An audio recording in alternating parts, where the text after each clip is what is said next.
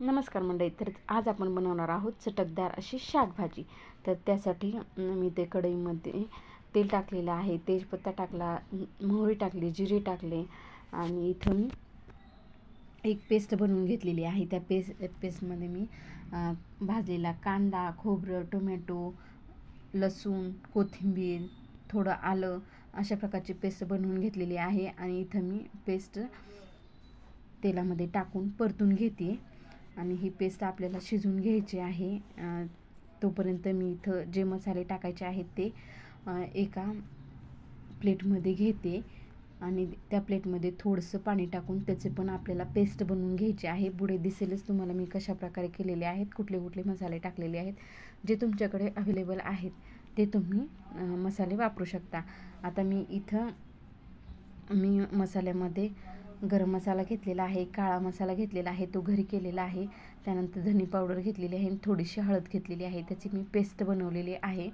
Paste बनवल्यानंतर मी ग्रेव्हीमध्ये add करून घेते आणि ते मिश्रण पूर्ण परतून घेते. बघा या पद्धतीनं व्हिडिओ दाखवल्याप्रमाणे बघा.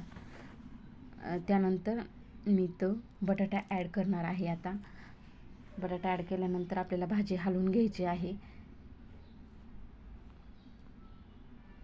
त्यानंतर लगेच मी मटकी शिजवून घेतलेली आहे ती पण ॲड करणार आहे. मीठ टाकले मी चवीनुसार. त्यानंतर मी इथं मटकी ॲड करून घेते आणि त्यानंतर आपण भाजी शिजवण्यासाठी ठेवून द्यायची आहे आणि 10-15 मिनटात भाजी तुमची रेडी होऊन जाते. बघा या पद्धतीनं. त्यानंतर मी ताट ठेवलेलं आहे आणि इथं उकळी येऊन दिलेली आहे. बटाटा शिजले का ते पाहते आणि अशा प्रकारे बटाटा इथं माझा शिजलेला आहे आणि भाजी झालेली आहे रेडी. तर चला या खायला. तुम्हाला आवडली असेल तर ही रेसिपी नक्की लाईक करा, शेअर करा, सबस्क्राईब करा आणि चॅनलला कनेक्ट राहा. चलो बाय, भेटूया.